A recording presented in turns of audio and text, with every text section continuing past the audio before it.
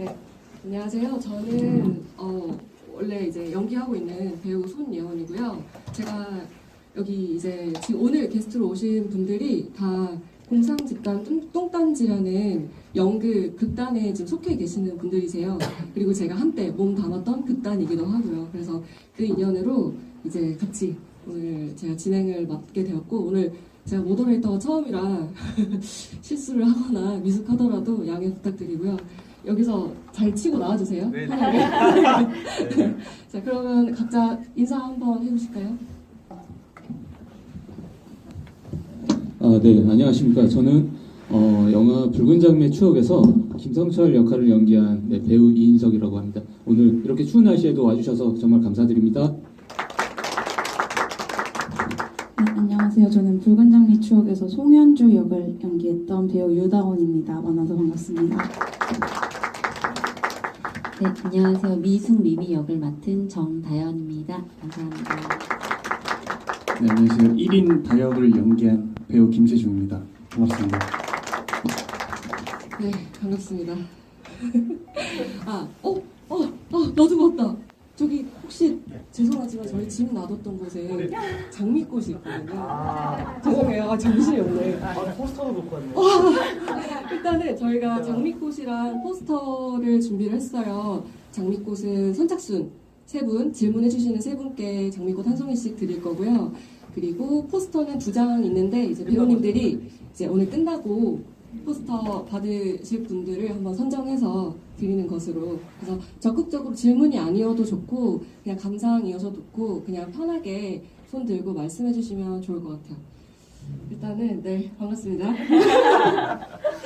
제가 영화를 보고 이렇게 인터뷰했던 것도 좀 찾아보고 이제 준비를 좀 해봤는데 보니까 이게 촬영할 때가 코로나19 때 상황이었죠. 그래서 공연에서 사실 원래 낭독극을 준비하시다가 낭독극에서 공연에서 이제 단순한 기록을 넘어서 이제 영화화하는 것까지 이어졌는데 이때 상황을 조금 처음부터 좀 자세하게 들어볼 수 있을까요? 어떻게 공연을 시작을 하게 됐고 누구부터 제일 편하게? 네.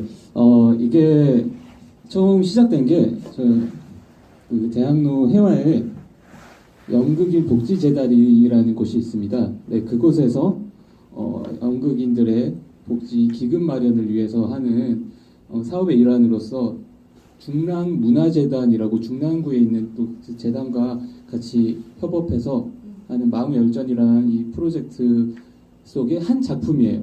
이 붉은 장미의 추억이라는 작품이.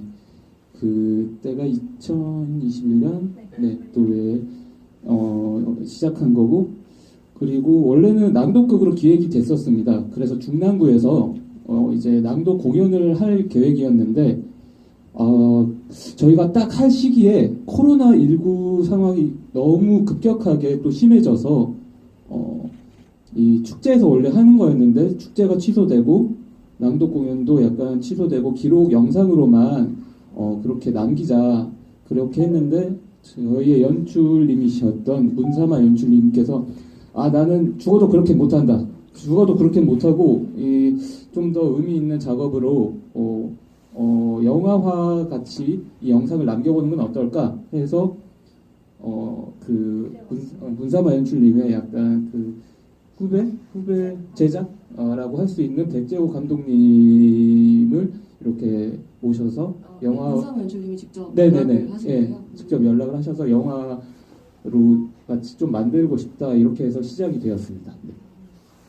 백재호 감독님은 이미 영화 쪽에서 많은 활동을 하고 계신 분이었고 이제 그런 인연으로 영화가 결정이 됐다. 크라우드 펀딩도 받았던 걸로 아는데 사실 그게 쉬운 게 아니거든요. 이게 십시일반 돈을 모으는 것도 그 돈을 받아서 어떤 보답을 해드린다는 것도 사실은 되게 부담이 크고 쉽지 않은 건데 솔직하게 얼마 모였나요? 저희가 목표액이 800만 원이었는데 마지막으로 찍혔던 게 980 얼마쯤으로 기억하고 있습니다. 네. 대단하신 것 같아요. 이 추진력, 백지호 감독님의 추진력과 문상화 감독님, 연출님도 엄청난 추진력을 갖고 계신 분으로 알고 있는데 그래서 이루어진 작품이 아닌가 싶어요. 사실 이게 영화화하는 게 되게 영리했다고 생각하는 게 한때 뚱딴지도 그때 코로나 심했을 때 유튜브 채널을 하나 만들어서 공연을 실시간 송출한 적도 있는 걸로 알고 있거든요. 그때랑 이제 영화화 했을 때랑 비교해서 어떠셨어요? 다음 말고 언니가 한번. 제가 그 말을 하죠. 이거 어차피 아무도 안 본다. 맞아요. 근데 사실 저도 연극은 그 기록용 영상은 저도 사실 안 보거든요. 사실 저도 안 보는데 누구한테 이 연극 공연을 그러니까 사실 연극은 정말 라이브로 봐야 되는데 이거를 그냥 기록용 그냥 풀샷으로 찍힌 영상을 보는 건 사실 좀 솔직히 말하면 저도 지루해서 잘 안 보거든요. 근데 저도 안 보는데 누구한테 이거를 보라고 하기도 그렇고 정말 그냥 기록용으로 남기는 공연 영상은 기록용으로 남기기 위한 건데 이게 이렇게 영화로 만들어질 거라고는 정말 생각도 못했고 제가 여기에서 이렇게 GV를 할 거라고는 더 생각 못했고 개봉까지 될 거라고 정말 생각을 못했던 것 같아요. 네, 보통 그때 그 당시에 저희뿐만이 아니라 코로나 때문에 라이브로 송출되는 공연들도 꽤 있었고 그냥 기록으로 남겨서 그냥 그거를 어딘가 뭐 유튜브든 어디든 올려놓으면 그냥 관객들한테 보라고 하는 경우도 꽤 많았었어요. 그럼 그때 라이브 송출할 때는 관객이 없이 그냥 공연만 하신 네, 거였어요? 그냥 관객 없이 그냥 카메라만 뭐 2-4세트 정도 놓고 그렇게 그러니까 전혀 연출 기법이 들어가진 않은 거죠. 그냥 풀샷에서. 풀샷이고 아마 조금 더 자본이 조금 더 있는 단체였다면 아마 카메라를 뭐 한 3대 정도 해서 이쪽 카메라는 뭐 풀샷, 이쪽 카메라는 뭐 인물 따라가는 조금 더 타이트한 샷 뭐 이렇게 나눠서 아마 했을 거예요. 그게 쉽진 않죠 아무래도. 진짜 재미없거든요. 에너지도 하나도 전달이 안 되고 배우들 표정도 볼 수가 없고 그래서 저는 이 작업이 되게 정말 똑똑했다. 시작이 문사마 연출님이고 또 백지호 감독님 연출을 만나서 이 배우들이 사실 낭독극인데 뚱딴지가 원래 낭독극을 낭독처럼 안 해요. 제가 같이 있을 때도 그랬고 낭독극을 엄청 이제 연기와 동선 막 이런 것들을 다 같이 해서 우리 진짜 공연하듯이 항상 하는 팀이기 때문에 그런 게 너무 이 영화에서 잘 드러나고 이게 뚱딴지의 색깔이고 노력이다라는 게 너무 잘 보여져서 진짜 좋았던 것 같아요. 그래서 라이브로 풀샷으로만 송출하다가 이렇게 클로즈업으로 배우들 얼굴을 따서 영화화 해준 게 참 감사한 의미가 있다라는 생각을 하면서 저도 영화를 봤던 것 같아요. 그 붉은 장미에 혹시 질문 있으실까요? 중간에 있으시면 손 들어주세요. 붉은 장미의 추억이 원래 원작이 1962년 노필 감독님의 작품이고 근데 사실 원작이 소실되었잖아요. 그래서 자료를 찾기가 되게 어려우셨을 것 같은데 어떤 자료를 조금 서치를 어떻게 하고 참고하셨을까요? 일단 그 영화에 잠깐 나오는데 노필 감독님이 좀 일찍 세상을 등지시면서 뭔가 자료는 이제 있는 자료도 있지만 저희 영화 같은 경우는 이제 시나리오만 남아 있던 영화였어요. 붉은 장미 추억은. 그래서 이제 사실 영상을 볼 수 있었으면 더 좋았을 것 같아요. 사실 그때 당시에는 그런 생각을 했는데 이게 아무튼 저희가 이제 재해석을 하고 하다 보니까 이렇게 다시 이제 또 완전 새로운 작품으로 만들 수 있다는 게 또 새로운 정말 좋은 점이고 영광스럽게 생각하고 있고 이제 그 당시에 이제 준비를 하면서는 어쩔 수 없이 이제 그 다른 영화들 유튜브에서 쉽게 찾아볼 수 있는 고전 영화들 뭐 사랑방 손님과 어머니를 부터 시작해서 그 영화들이 조금 있어요. 뭐 신영균 선생님이 나오신 뭐 영화라던가 그래서 그런 것들을 조금 보면서 조금 참고를 했던 것 같고 사실 노필 감독님에 대해서 저희가 너무 잘 몰라서 조금 처음 저희도 이제 이 작업을 준비하면서 이제 처음 검색도 해보고 막 찾아보려고 했지만 정말 자료가 없어서 좀 이렇게 그 부분에 있어서는 약간 애를 먹었는데 또 이제 저희가 이제 완전 새롭게 이제 창조하는 입장에서는 그것도 오히려 좋았던 부분도 있었다. 너무 또 원작에 따라가지 않는데 그런 부분에 있어서는 좀 장점이 있지 않았나라는 생각을 또 합니다. 문서와 연출님도 사실 노필 감독님 세대가 아니시죠? 전혀 읽으셨죠? 저희 참여한 모든 인원들이 다 처음 들어보는 감독님이었고 저희가 아까 이 말씀을 첨언을 하자면은 이 붉은 장미의 추억은 그 성우들이 이 당시에는 성우들이 따로 녹음을 했었어요. 그래서 성우들이 녹음할 수 있는 대본이 남아 있던 거라서 그 대본으로 녹음 대본으로 저희가 보면서 연기를 했던 거고 그리고 여기 나오는 사랑한 죄로라는 노래가 또 한 곡이 나오는데 유일하게 그 음반만 찾을 수가 있었어요. 이 노필 감독님이 음악 영화를 굉장히 많이 찍으셨었는데 이 음악은 꼭 찾아야겠다 싶어서 또 제가 이제 많이 서치를 하다가 이 LP 앨범을 갖고 있는 분이 계신 거예요. 그래서 이 LP 앨범도 지금 구할 수 있는데 120만 원이거든요.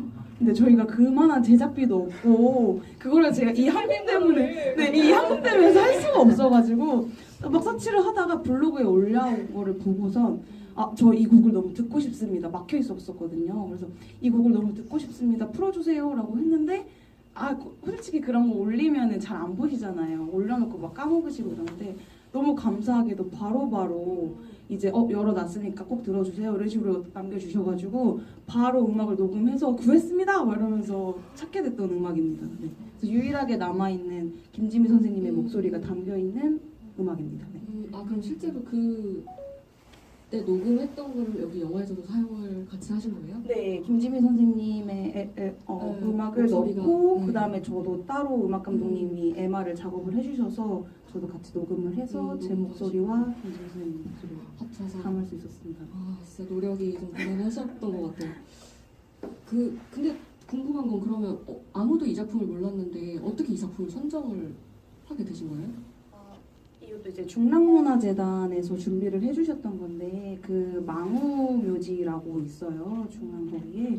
근데 거기에 이제 잠들어 계신 예술가님들 중에 한 분이세요 노필 감독님이. 그래서 그 21년도에 이제 선정되셨던 예술 감독님들 중 한 분이셨고 이제 중랑문화재단에서 몇몇 개의 시나리오를 주셨었는데 그걸 읽어보고 문삼호 연출님께서 이 작품을 선정하셨던 겁니다. 여러 후보 중에 하나 네. 이제 고르신 거군요. 그렇습니다. 그러면 질문 혹시 중간에 있으실까요? 네. 마이크를 드릴까요?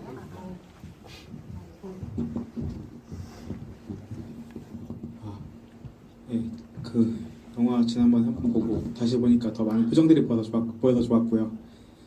질문 드리고 싶은 것은 그 총격전 장면이 하나 있잖아요. 거기서 이제 총을 서로 쏘다가 아직 한 발 남았다.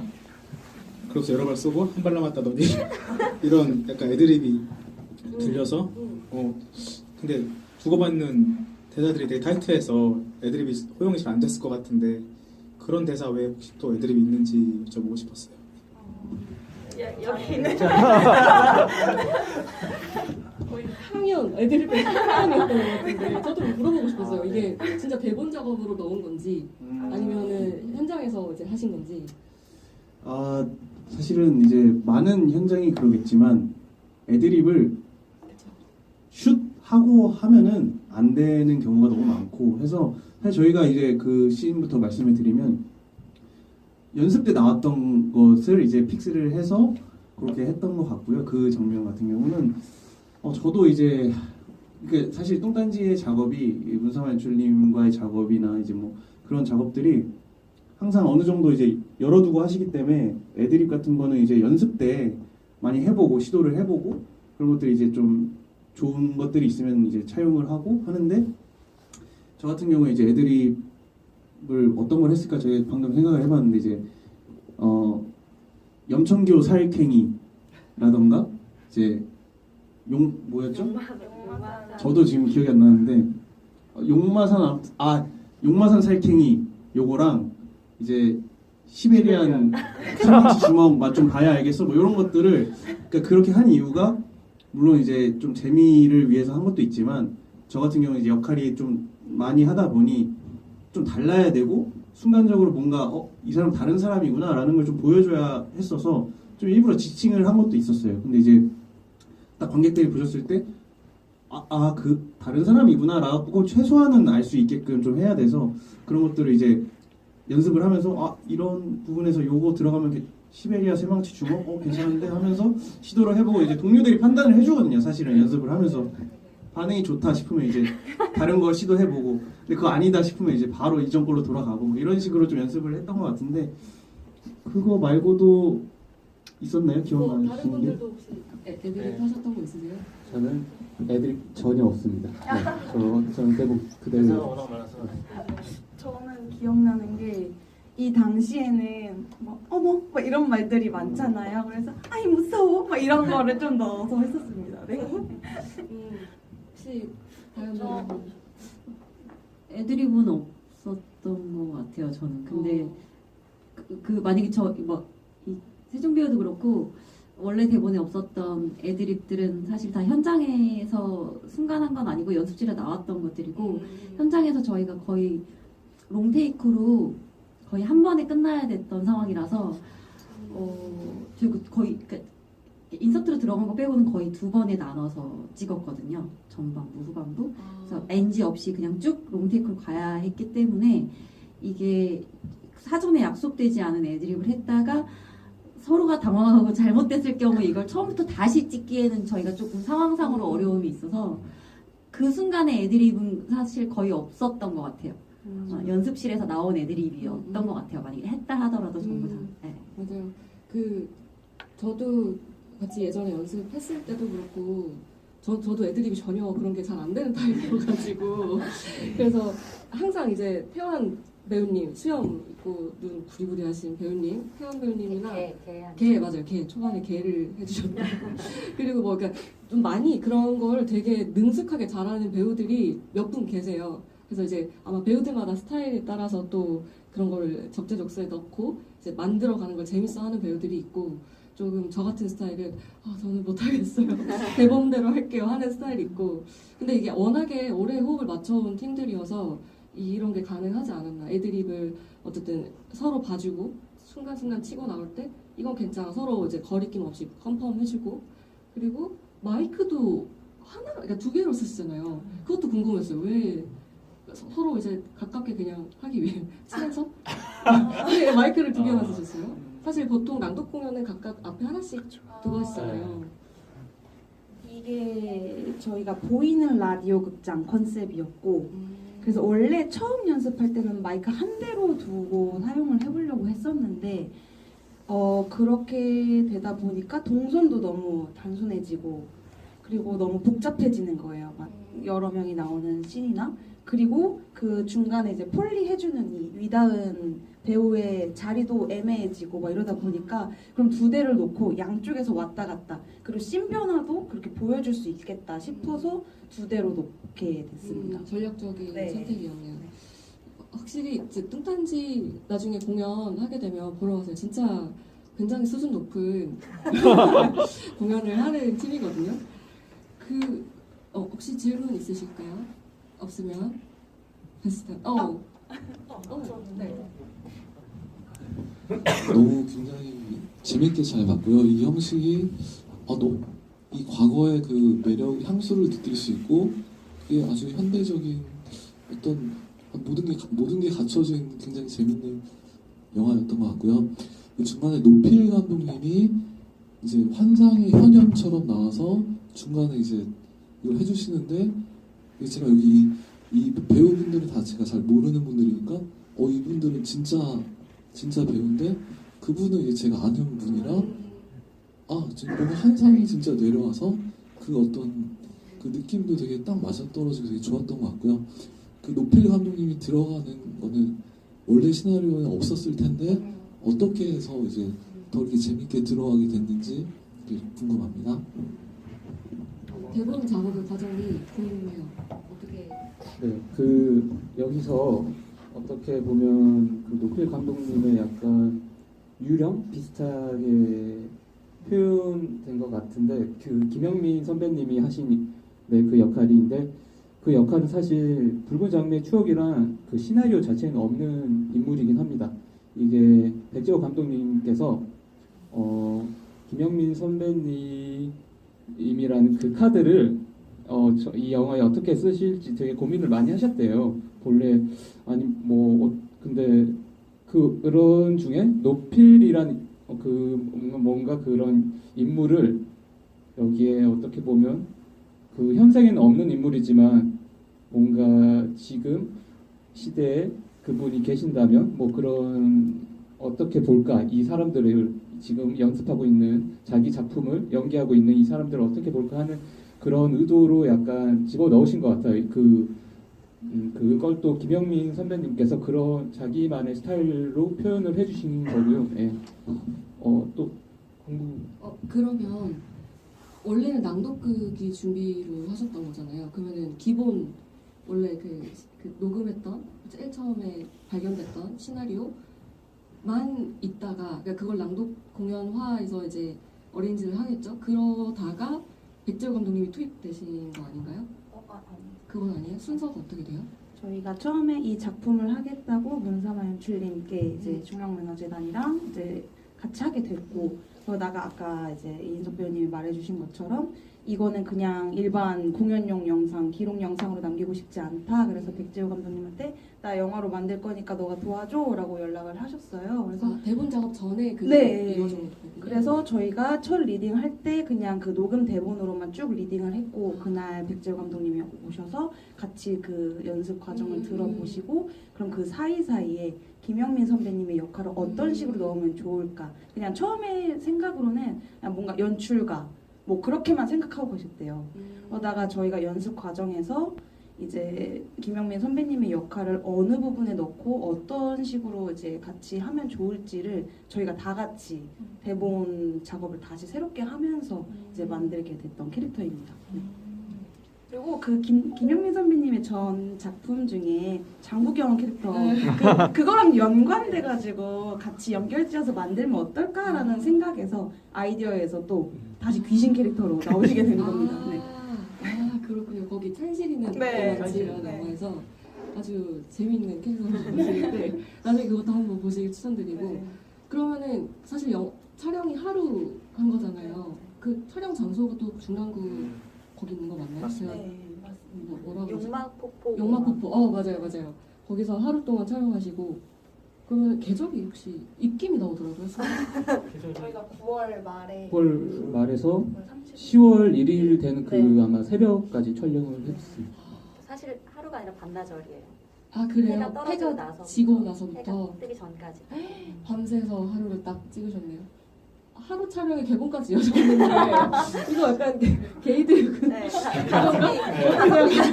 혹은 너무 아쉽다. 뭐 하루밖에 못해서 이거 좀 아쉽다. 뭐 그런 거 있으세요?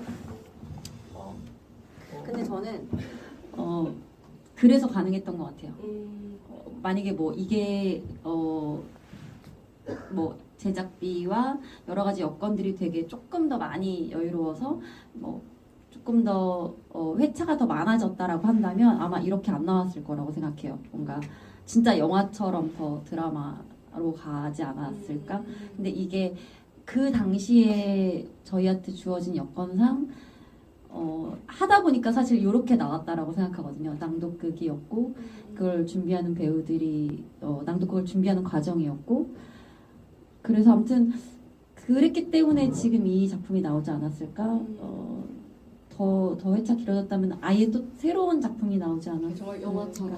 어쩌면은 낭독극을 준비하는 배우들이 아니라 정말 그 붉은 장미의 추억을 이렇게 옮겨놓지 그대로 않았을까? 뭐 아무튼 그렇더라고요. 그래서 저희는 사실은 입체 낭독극이라는 형식의 어떤 그런 공연들을 많이 해왔고 좀 익숙한 편이었고, 하지만 이제 시간은 제한돼 있어서 조금 이제 뭐라고 할까 좀 조마조마하면서 하긴 했는데, 이제 감독님도 그렇고 이제 스태프분들이 저희는 이제 하던 것을 했는데 그분들이 이제 이렇게 잘 이렇게 찍어주셔서 이렇게 이런 결과물이 나와서 이렇게 개봉하고 이제 관객분들도 만날 수 있게 됐는데, 이 자리에 또 저희 촬영 감독님 와 계신데 그 촬영에 대한 비하인드를 한번 좀 간단히 좀 들어봤으면 저는 합니다. 그 감독님 직접 또 촬영해 주시는 또 감독님 계시기 때문에 저희 촬영 감독님이신 이희석 감독님이십니다. 네. 인사 한번 네. 해주세요.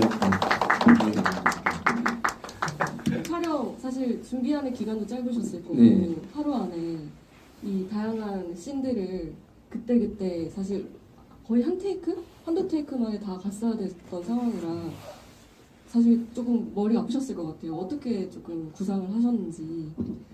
일단은 제일 이제 2순위로 잡았던 건 아까 배우님이 말씀하셨던 것처럼 다른 공연 영상들과는 좀 차별화를 둬야 한다였고, 이제 낭독곡이다 보니까 소리에 집중을 할 수밖에 없잖아요. 표정과 그러니까 보여줄 수 있는 거는 표정과 그날의 공기와 이 대사 세 가지밖에 없는데 그걸 어떻게 표현을 할까를 제일 중점을 뒀는데 리허설을 가봤어요. 가봤는데 워낙에 또 계속 오래 연습을 하셨더라고요. 거의 한 두 달 넘게 하시지 않았어요? 2달 하셨어요? 남도 공연 준비를? 2달은 아니고 한 2주. 네? 기간은 좀 길었는데 이제 횟수가 많지 않았어요. 알겠습니다. 죄송해요. 처음에 가봤을 때 이미 다 세팅을 마친 상태라서 이 동선들을 어떻게 찍을까만 고민을 했었는데 관건은 이제 저희한테 남은 기회는 2번밖에 없으니까 풀샷 한 번이랑 그 타이트한 클로즈업을 잡는 거에 한 번이라서 그때 그거를 어떻게 실수 없이 잡아낼까 였어서 일단 기본적으로 카메라 헤드를 섰고 그날이 아니면은 다음은 없으니까 배우분들도 엄청 긴장을 하셨었거든요. 그래서 이제 저희도 같이 긴장을 한 상태에서 찍은 게 기억에 남고 그때 근데 되게 재밌었어요. 처음에 이렇게 막 개소리 이렇게 했을 때 다른 배우들 놀라는 것도 너무 웃기고 아 맞아요. 진짜 놀라요. 찐이에요, 찐. 연기 아니에요. 저 같은 경우는 이제 관객 입장에서 보는 느낌으로 찍어서 다큐 찍을 때는 항상 그런 식으로 찍거든요. 제가 이제 촬영 감독으로 다큐를 가면 배우분들이 연기를 하시는 게 아니니까 그분들이 뭔가 진짜로 뭔가를 한다고 느껴지면은 이건 오케이다라는 생각이 드는 건데 그때 만약에 몇 번은 한번 이 씬은 한 번만 다시 찍을게요라는 게 한 몇 번 있었을 거예요. 무슨 씬이었을까요? 기억나세요? 그냥 동선이 많은 거였을 텐데 충격씬이랑 아. 몇 군데만 그거 빼고는 다 그냥 원테이크로 찍은 거거든요. 그만큼 많이 연습을 하신 거라고 저는 생각을 하고. 맞아요. 연습을 정말 많이 맞춰보고 현장에서 이제 거의 실제 공연하듯이 해버려야 사실 이게 가능한 상황이니까. 네. 아, 다들 진짜 고생 많으셨네요. 지금 얘기 들을수록 이 기묘한 이 독보적인 이 장르의 영화가 어떻게 만들어진 건가를 들을수록 진짜 좀 대단하신 것 같아요. 서로 한 마음이 돼서 가능했던 것 같아요. 감사합니다. 혹시 또 질문 나오면 대답해 주세요. 아까 손 아까 들으셨던 그 질문 한 번 더 가져주세요. 제가 질문하려고 했던 걸 다 말해주셔가지고. 저도 마이크 2개인 게 궁금했거든요. 그리고 또 첫 번째, 처음에는 현대극으로 연기하시다가 시대극으로 넘어갔을 때 표정 변화들이, 그러니까 대사 때문에 표정들이 바뀌시더라고요. 그래서 그런 것도 흥미로웠고 배우님들도 어땠는지 궁금하고, 마이크 2개 때문에 돌아다니는 동선이랑 뒤에 움직이는 거 되게 너무 재밌게 봤고요.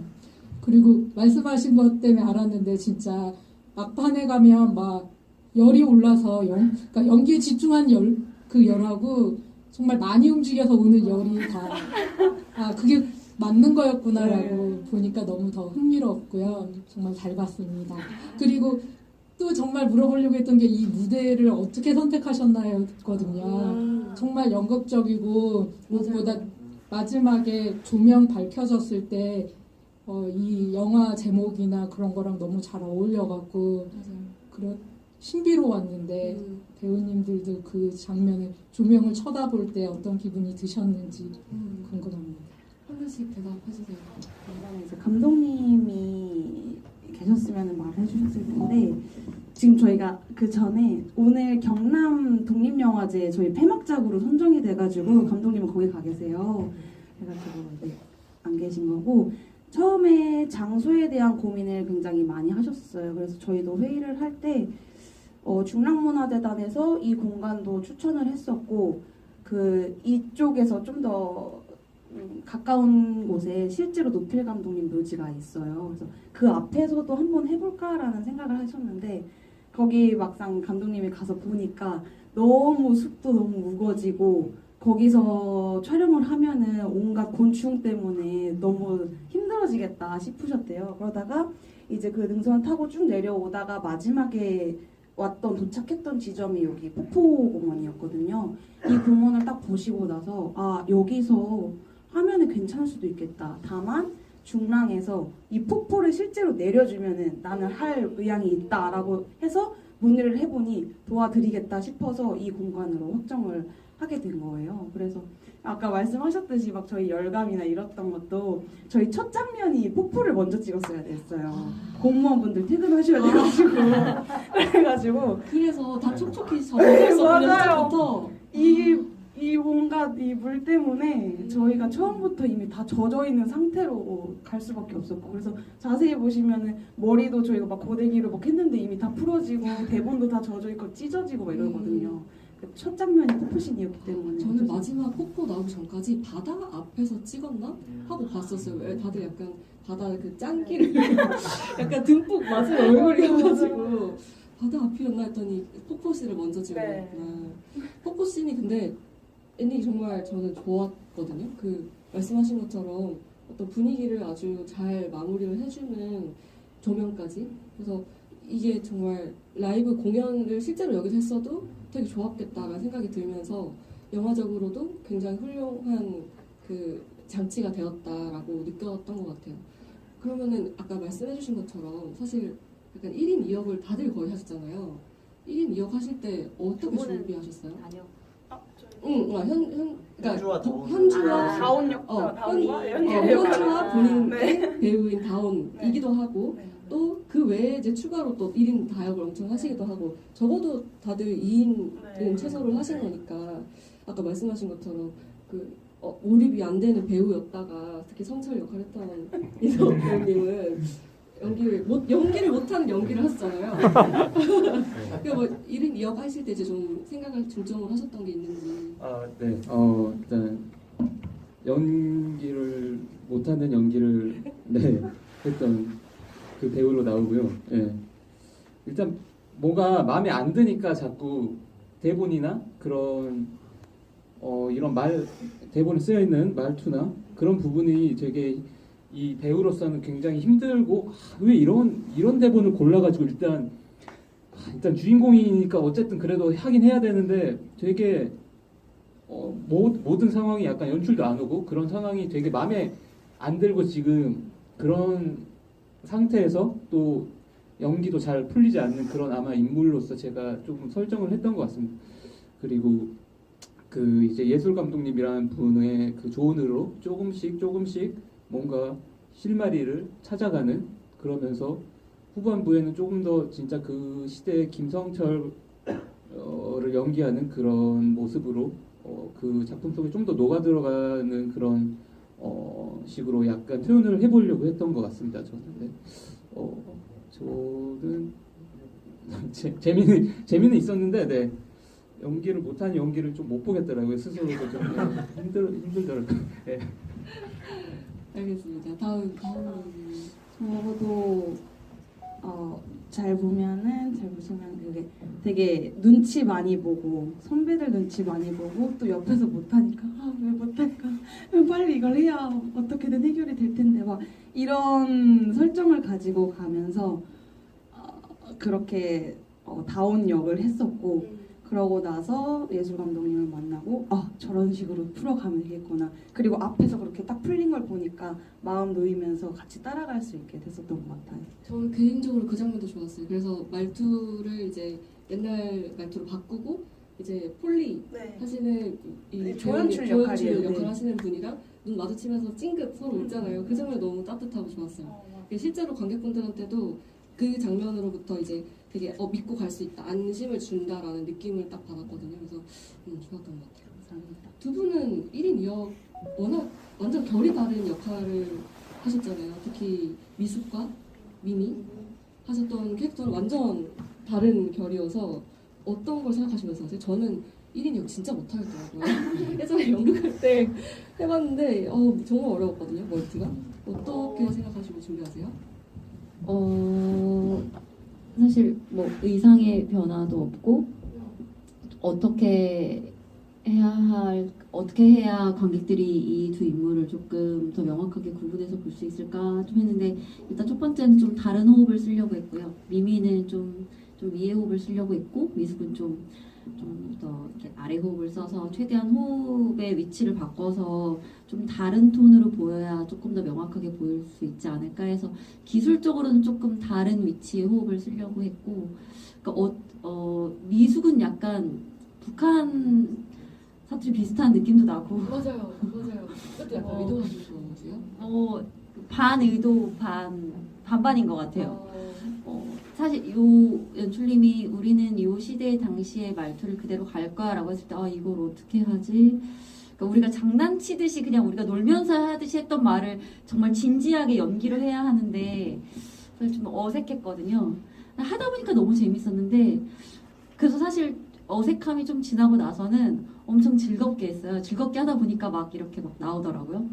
근데 하다 보니까 약간 그렇게 나오기도 했고, 미숙이 아무래도 북한에 있었던 여자가 아닐까라고 생각하기도 했어요. 이게 전쟁 끝나고 얼마 안 된 시기이기 때문에 조금 위에 있던 분이지 않았을까? 그래서 미숙이 지금 여기에는 홀로, 가족도 없이 홀로 있는 여자라고 생각을 했고, 그러다 보니까 이제 반반 하다 보니, 분석하다 보니 그렇게 됐던 것 같아요. 근데 너무너무 즐거웠어요. 이 시대의 말투를 이렇게 연기할 수 있는 기회가 사실 없잖아요. 장난칠 때나 하지.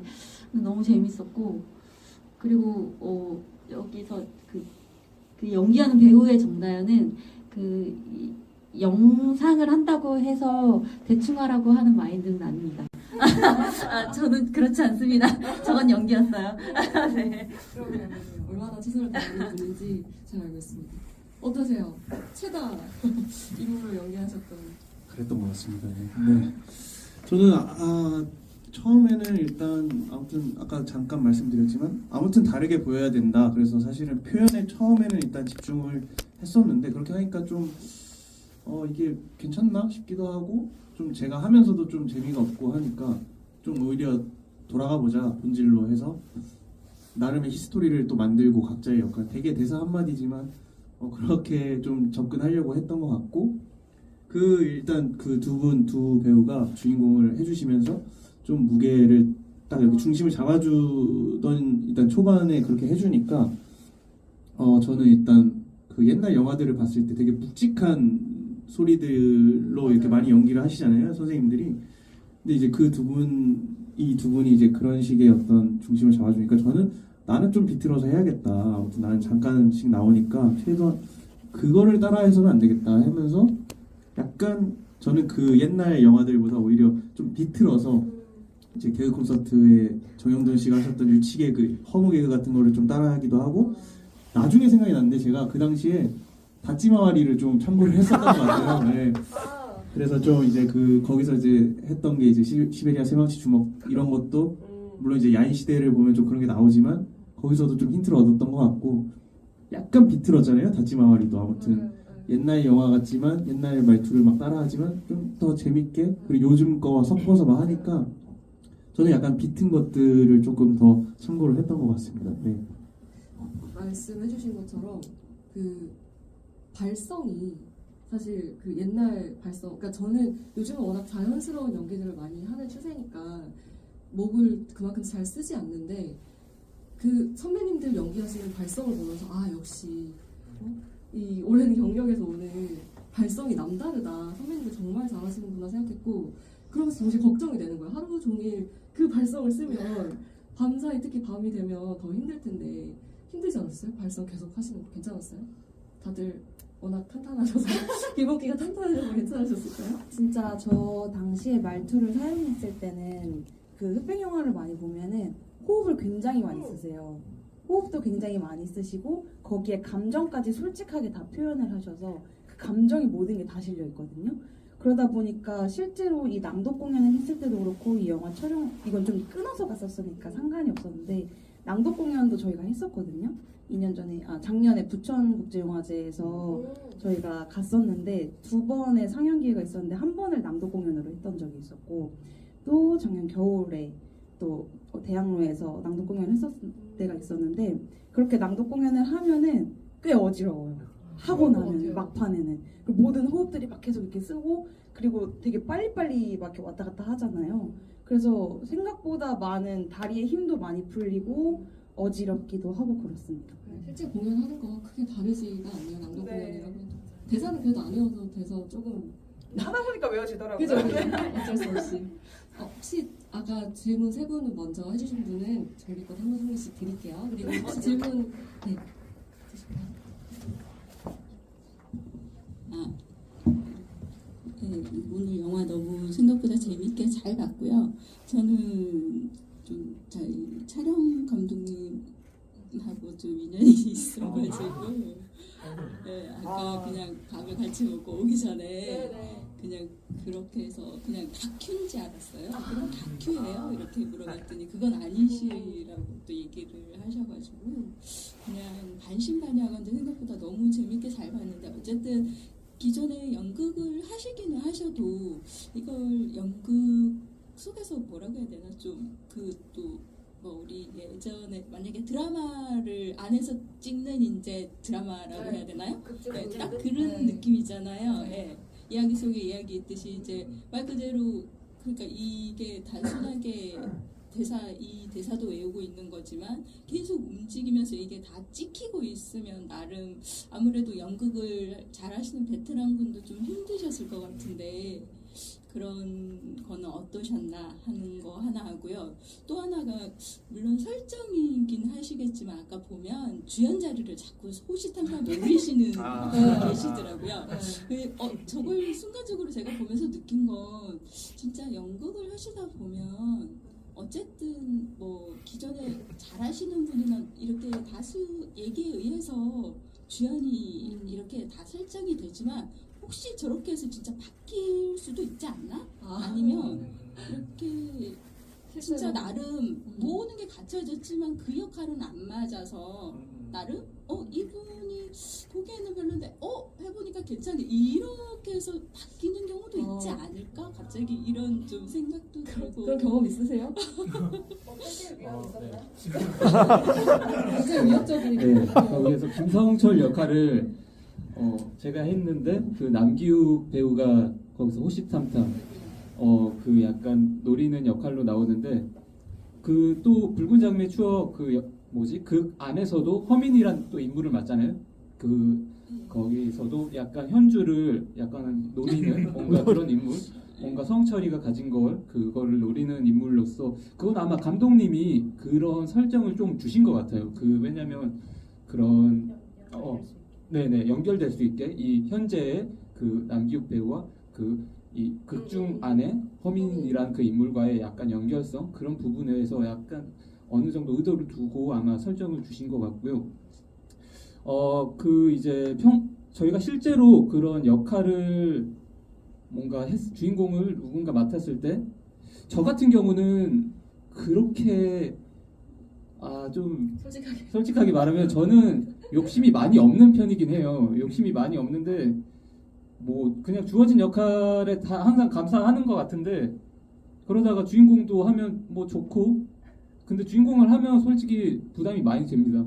부담되고 어떻게 잘해야 되는데 뭔가 어떻게 잘 표현을 해야 되는데 그걸 내가 좀 중심을 잡아야 되는데 이런 부담감도 있기 때문에 장점과 단점이 있는 것 같아요. 그래서 근데 뺏겨본 적은 없는 것 같은데 사실 그런 경우 좀 드물죠. 부득이하게 원래 주연했던 배우가 아프다거나 어떤 상황이 생겨서 아니면 실력이 문제로 그런 문제는 사실 없어요. 왜냐하면 잘하기 때문에 일단 주연 자리까지 역할을 할 수 있었던 거고 캐스팅이 된 거고 한번 캐스팅 되면 크게 바뀌진 않는 것 같습니다. 아무 불미스러운 일을 뭔가 저지르지 않는 그러면 안 되죠. 죄송한데 제가 또 궁금한 게 아까 2주 만에 이거를 기본을 그러면 기본적으로 지금 이 연극하신 분들이 어느 정도 지금 몸 담고 계셨을까요? 기간이 다 다르시긴 하시겠지만 어느 정도 빨리 어느 정도 경력이 기간이 얼마나 되셨죠? 다들? 저희가 기수 이제 저희 때부터 공채 이제 기수를 뽑기 시작했었어요. 거기에서 이제 예원 배우님하고 저희 같이 1기로 들어왔었고 그래서 내년 되면 10년 차가 되고요. 극단 소속이 그 다음에 이제 2기 두 분이서 내년 되면 8년 차 되신 거예요. 그런 것 같아요. 네, 8년 차가 됩니다. 저희 통단지에서. 지금은 4기까지 뽑혀 있고요. 그리고 이제 지원 선배님이 이제 창단 멤버가 거의 그리고 어머니 역할. 네, 어머니 팀장도 역할에. 김지영 배우님은 네, 그리고 올해. 그리고 이 다은 이제 조연출 이 친구가 3기. 네고 그 다음에 저희 아버지 역할 하셨던 분은 극단 마음같이라는 다른 극단에 계신 분이세요. 네. 배우경 네, 선배님, 배우님. 사실 네, 그렇습니다. 제가 잠깐 생각하다가 혹시 저희가 시간이 이제 많지가 않아서 조금만 얘기 더 하고 정리할게요. 혹시 마지막으로 질문해 주실 분 있을까요? 네.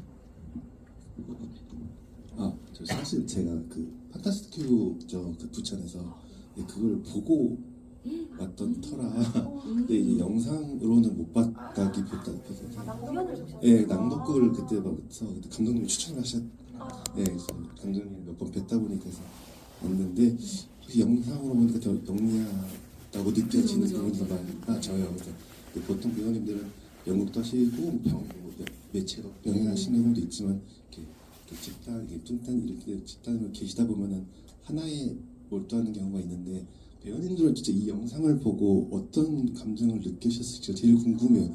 보통 연극 배우들은 한번 공연하고 나면 남는 게 없다 보니 자신의 뭐 어떤 그 모습들을 알기가 쉽지 않을 텐데 이렇게 영상으로 남겼을 때의 기분이 좀 궁금하고 이게 마치 또 뭐 이게 2시간 분량 또 늘어날 수도 있는 거고 아니면 또 이 공연이 이제 연극으로 더 발전해서 더 며칠 동안 하는 공연으로 될 수도 있을 것 같은데 그 이상도 혹시 생각이 있으실지 궁금하기도 하고. 자연스럽게 마무리 멘트처럼 될 것 같은데 한번 각자 이제 어떠셨는지 얘기해 주시면서 한번 소감 비슷한 느낌으로. 네, 이게 공연이 영화화 된 거잖아요. 또 근데 공연은 정말 한 번 하고 나면 약간 그 무대에서는 뭐 라이브니까.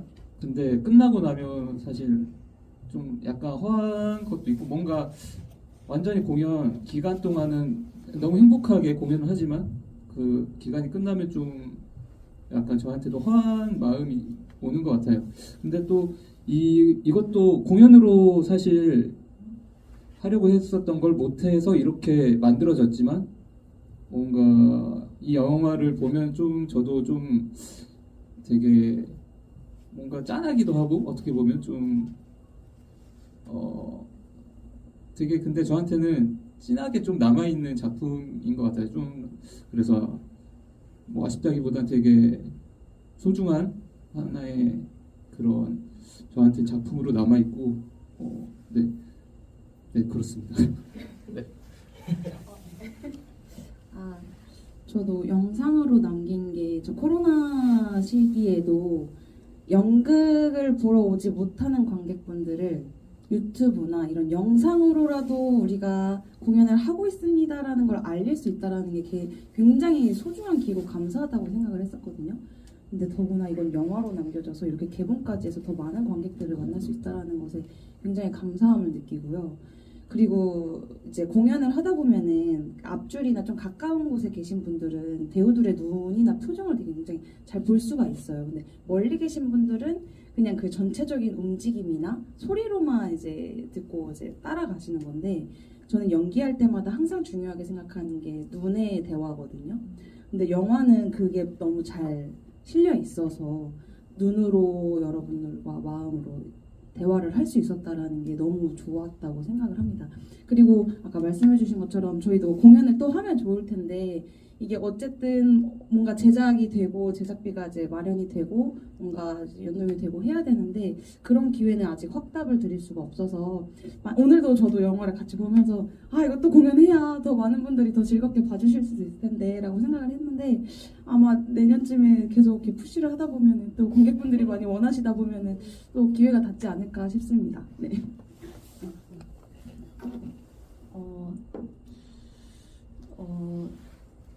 영상에서 저의 모습을 보는 건 참 어색하고요. 확실히 느낌이 정말 많이 다른 것 같아요. 그 공연하는 순간에 내가 관객들과 같이 한 공간에 같이 호흡하고 있는 것과 사실 이 작업을 한 게 2년이 지났는데도 불구하고 지금 이렇게 마치 새롭게 지금 하는 것처럼 느낌이 확실히 연극과 영화는 정말 좀 다르구나. 설레임과 감동이 정말 다른 설레임과 감동인 것 같아요. 네.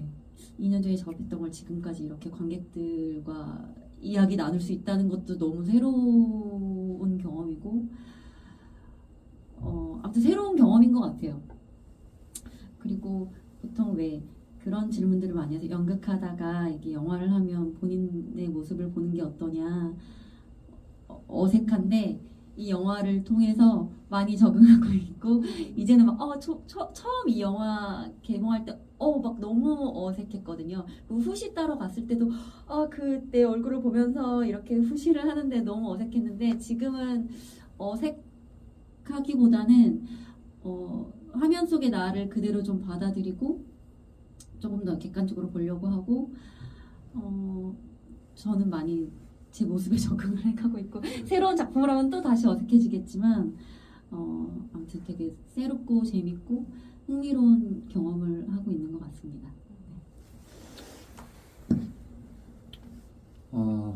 저희가 이거 촬영할 때는 더더욱 이제 영화 활동을 많이 안 했던 터라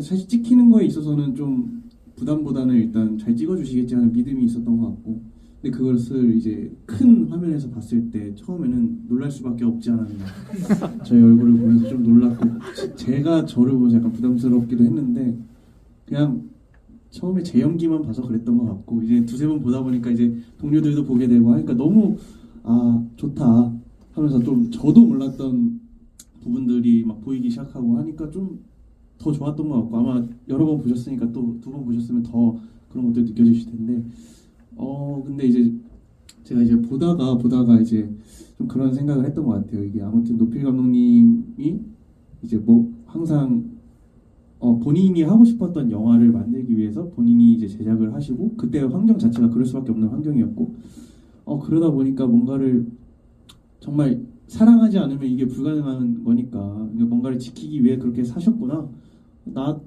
나랑 조금은 비슷한 부분이 있지 않나? 지금 사는 삶을 사는 예술가들이랑 좀 비슷한 부분이 있지 않나? 그렇게 생각이 들면서 아무튼 저희도 그렇지만 이제 관객분들도 이제 노필 감독님에 대해서 몰랐던 분들이 더 많으실 거고 아무튼 이제 알게 되신 거잖아요. 그런 작업에 아무튼 그게 이 영화고 거기에 이제 우리가 한 몫을 다 한 거기 때문에 그거에 대한 좀 뿌듯함, 좀 자부심, 약간 영광스럽기도 하고 그런 것들이 있어서 근데 그게 이 영화여서 어떻게 보면 저는 스크린 데뷔기도 하고 근데 이 영화이기 때문에 좀 더 특별한 것 같아요. 네. 그렇습니다. 네. 말씀해주신 것처럼 저는 이 영화 보면서 제일 좋았던 건 배우들 눈빛이었어요. 눈빛이 다들 너무 생생하게 살아있고 에너지가 느껴지고 그게 너무 사랑스러워 보이더라고요. 그래서 이런 좋은 작업했던 고생 많이 하셨다고 박수 보내드리고 싶고 그리고 오늘 와주셨던 분들도 너무 감사해요. 날씨 추운데 와주셔서 감사하고 널리 아직 조금 상영 기간 조금 더 남았잖아요. 그래서 조금 더 홍보 많이 해주시면 좋을 것 같습니다. 일단은 그 포스터 두 분 한번 뽑아보시고 저희는 인사하겠습니다. 하나씩 가지세요. 사실 시작할 때 주려고 했는데 네, 그렇습니다. 네. 예상치 못한 타이밍에 더 좋은 것 같아요. 시작할 때 드렸어야 되는데